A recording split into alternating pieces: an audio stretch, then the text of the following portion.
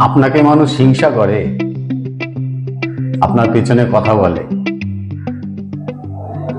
আপনার পিছনে আপনাকে ক্ষতি করার চেষ্টা করে, কারণ বুঝতে পারছেন না, তাই তো? আসলে আপনি সঠিক জায়গাতেই আছেন, আর যারা এগুলো করে তাদের অনেক সমস্যা আছে। তাদের সমস্যাগুলো কি বলুন তো? আসলে তারা আপনার জায়গায় কখনো পৌঁছতে পারবে না, তাই আপনার পেছনে লাগার চেষ্টা করে। আপনার যা আছে তা তাদের নেই,